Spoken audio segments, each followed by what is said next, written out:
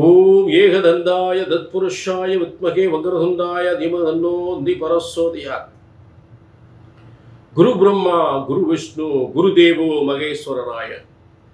Next gen நேர்கள் அனைவருக்கும் கோடான கோடி நமஸ்காரங்களை தெரிவித்துக் கொள்கிறேன்.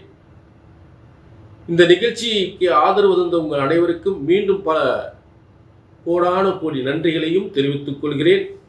தொடர்ந்து ஆதரவு தாருங்கள். தொடர்ந்து எல்லாருக்கும் சப்ஸ்கிரைப் பண்ணுங்க, ஷேர் பண்ணுங்க. நிகழ்ச்சிக்கு ஆதரவு கொடுத்தவங்க உங்கள் அனைவருக்கும் மீண்டும் நன்றி தெரிவித்துக் கொண்டு, இப்போ பங்குனி மாத பலன்கள், அதாவது தமிழ் மாதம் சித்திரை முதல் பங்குனி வரை. அப்போ இந்த தமிழ் வருடத்தின் இறுதி மாதம் பங்குனி மாதம், தமிழ் வருடத்தின் இறுதி மாதம், விசுவாச ஆண்டின் இறுதி மாதம் முடிவடை போகின்றது.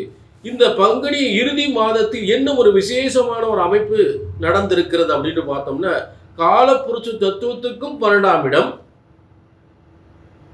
தமிழ் வருடத்திற்கும் இறுதி மாதம் 12ஆம் மாதம் ஆக இரண்டும் இணைந்து அங்கே சனி பெயர்ச்சி ஆயிருக்கின்றது மீனராசியில். காலப்புருஷ தத்துவத்துக்கும் 12ஆம் இடம் மீனராசி. ஆக தமிழ் வருடத்திலும் 12வது மாதம் அந்த மீனராசி. இந்த இரண்டு விதமான அமைப்புகளில் அங்கே அந்த மீனராசியில் இந்த பங்குனி மாதத்தில் சனி பகவான் அங்கே பெயர்ச்சி அடைந்திருப்பதுதான் அதற்குரிய சிறந்த பலன்கள். சித்தர்கள் முனிவர்கள் சொன்ன முறைப்படி இங்கே உங்களுக்கு பலன்கள் வழங்கப்படுகின்றன. பிரம்மனால் உங்கள் தலையெழுத்து எழுதப்பட்டிருக்கின்றது என்பதை மட்டும் மறந்து விடாதீர்கள். பிரம்மனால் உங்கள் ஒவ்வொருவரின் தலையெழுத்து கர்ம வினைப்படி உங்கள் யோகங்கள், உங்கள் பிறப்பின் யோகங்கள் பிரம்மனால் எழுதப்பட்டிருக்கிறது என்பதை மறந்து விடாதீர்கள். ஆக ஜோதிட சாஸ்திரம் பிரம்மனால் படைக்கப்பட்டது. ஒரு ஜோதிடத்தின் பலன் அல்லது நான் சொல்லக்கூடிய பலன் சரியா நடக்கல அப்படின்னு ஒன்றும் உங்க ஜாதகம் தப்பா இருக்கணும், இல்லாட்டி ஜோசியர் நான் தப்பா இருக்கணும். அந்த தவறு இங்க ஒருபோது வரக்கூடாது. புரிஞ்சுட்டீங்களா? ஒருபோது வரக்கூடாது.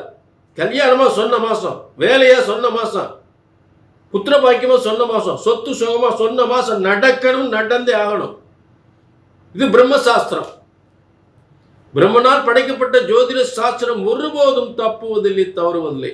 இப்ப தொடர்ந்து இது பொது பலன். அதே நேரத்தில் உங்க தனிப்பட்ட ஜாதகத்தை பார்க்கணும்னா உங்க ஒரு அப்பாயின்மெண்ட் வாங்கி பார்த்துக்கலாம். சரிங்களா?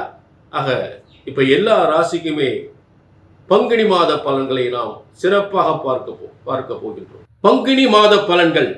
பங்குனி மாத பலன்கள் இன்றைக்கு யாருக்கு பார்க்க போறோம் அப்படின்னா, சிம்ம ராசி. சிம்ம ராசினியரே உங்களுக்கான ஒரு சூப்பரான பிரபலமான இந்த பங்குனி மாத பலன்கள். அப்ப முதல்ல உங்க ராசியில கேது பகவான் இருக்கிறது. கேதுக்கு பார்த்தீங்கன்னா நல்லா கவனிக்கணும். அதாவது அந்த சும்மத்தில் மகம் நட்சத்திரம் இருக்கு. மகம் நட்சத்திரம் கேதுனுடைய நட்சத்திரம். அந்த மகம் என்பது அதற்குரிய ஒரு தெய்வ வலிமை சுக்கிரன் தான். மகத்துக்கு அந்த சுக்கிரன் தான் தெய்வ வலிமைக்குரியவர். ஆக அப்படிப்பட்ட சுக்கிரன்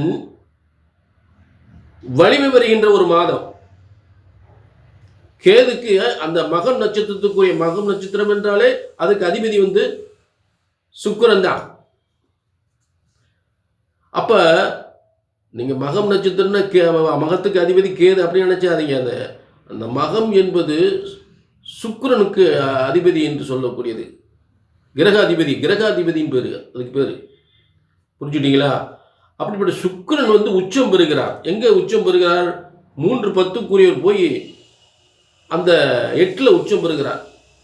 அப்ப அந்த உச்சம் பெறும்போது 8ஆம் இடம் என்பது பிரம்மாண்டம் அப்படின்னு சொல்லக்கூடிய 8ஆம் இடம். பிரம்மாண்டம் மிகப்பெரிய திட்டங்கள்லாம் வெற்றி பெறக்கூடியது. தொழில் திட்டங்கள்,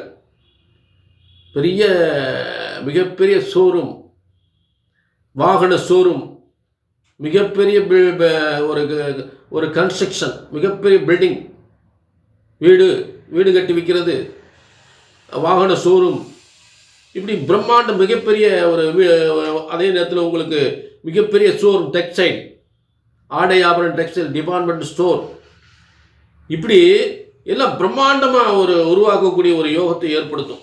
ஏன்னா சனி பகவான் வந்து 6க்குரியவராகி போய் சிம்மத்துக்கு 6க்குரியவர் போய் 8ஆம் இடத்துல இருந்தால் விபரீத ராஜயோகத்தில் அவர் உட்கார்ந்துருக்கார். அப்போ 8ஆம் இடத்துல என்னென்ன இருக்கு? உங்கள் ராசிக்கு அதிபதி சூரியனும் சுக்கிரன் 3-10க்குரிய சுக்கிரனும் சனி பகவான் விபரீத ராஜயோகத்தில் இருக்கார். அப்போ விபரீத ராஜயோகம் என்ற என்ன? பிரம்மாண்டத்தை கொடுக்கக்கூடிய ஒரு இடமாகி போச்சு. அப்போ பிரம்மாண்டம் கொடுக்கக்கூடிய இடத்துல என்ன உட்காந்துருக்கு? ராகு உட்காந்துருக்கார் 7ல். அந்த பிரம்மாண்டத்துக்குரிய ராகு ஒரு கூட்டு. அந்த 7ஆம் இடத்துல வந்து யார் உட்காந்துருக்கா? செவ்வாய், புதன், ராகு 7ஆம் இடத்துல சிம்ம ராசிக்கு. அப்போ சிம்மத்திற்கு 2-11க்குரியவன் 2ஆம் இடம். வாக்கு, வியாபாரம், கல்வி, குடும்பம். வாக்கு, வியாபாரம், கல்வி, குடும்பம், வருமானம் அப்படின்னு சொல்லக்கூடியவன். அதற்குரிய லாபத்துக்குரியவன் 11ஆம் இடத்துக்குரியவன் அதே புதன் தான். அந்த புதன் 11ஆம் இடம், அதாவது சிம்மத்துக்கு 11ஆம் இடம் மிதுனம், அதற்குரியவன் புதன். அப்போ 2-11க்குரியவன் ஆக 2ஆம் அதிபதி லாபாதிபதி ஆகி 7ஆம் இடத்தில் கூட்டு ஸ்தானத்தில் உட்கார்ந்திருக்காக. மிகப்பெரிய கூட்டுக்கள் உருவாக்க, தொழில் கூட்டு, அரசியல் கூட்டு உருவாக வெற்றி வரக்கூடிய இடம். அங்கே செவ்வாய் புதன் சேர்ந்து உட்கார்ந்துருக்கு. புதன் 4, அதாவது செவ்வாய் வந்து 4-9க்குரியவர். 4-9க்குரியவன் 2-11ஆம் அதிபதியோடு சேர்ந்திருப்பது மிகப்பெரிய யோகம், மிகப்பெரிய பதவி யோகம், மிகப்பெரிய தொழில் யோகம், மிகப்பெரிய கூட்டு வெற்றி. சூப்பராக இருக்கும், பிரமாதமாக இருக்கும். அஷ்டமத்து சனி அப்படியே ஏதோ ஐயோ அஷ்டமத்து சனி வந்துருச்சே டாப்பில் வரப்போறீங்க. மிகப்பெரிய முன்னேற்றம். புரிஞ்சுட்டீங்களா? மிகப்பெரிய முன்னேற்றம். அப்போ இந்த 7ஆம் இட கூட்டு ஸ்தானத்தில் செவ்வாய் புதன் ராகு 7ஆம் இட கூட்டு ஸ்தானத்தில், அதாவது ஒரு மனிதன் தனித்து வெற்றி, எப்பயுமே ஒரு மனிதன் தனித்து எந்த வெற்றியும் அடைய முடியாது. 5 விரல் ஒன்று சேர்ந்தா தான் எடுத்து நீங்கள் சாப்பிட முடியும். ஒரு விரல் வச்சுட்டு இப்படி சாப்பிட முடியுமா? அப்போ நம்ம சாப்பிட்ற விஷயத்துலேயே 5 விரல் ஒன்று சேரணும். அப்போ எல்லா மனுஷனும் உங்களுக்கு ஆதரவு கொடுக்கும்போது தான் நீங்கள் வெற்றி அடைவீங்க. அப்படிப்பட்ட வெற்றியை தரக்கூடியது 2-11ஆம் இடம் வந்து மிகப்பெரிய வெற்றி. தொழில் வெற்றி, வியாபார வெற்றி, வருமான வெற்றி. சூப்பர். அஷ்டமத்து சனி இல்லை, அது விபரீத ராஜயோகமாக மாறுகிறது. எங்கும் எதிலும் சூப்பராக இருக்க போறீங்க. ரொம்ப பிரமாதமாக இருக்கும். இது பொது பலன். அதே நேரத்தில் உங்கள் தனிப்பட்ட ஜாதகத்தை பார்க்கணும். கீழே நம்பருக்கு நோட் பண்ணிங்க, ஒரு அப்பாயின்மெண்ட் வாங்கிங்க. பங்குனி மாதம் இதுதான் பிரமாதமாக இருக்குது, கவலைப்பட வேண்டியதில்லை. சரிங்களா?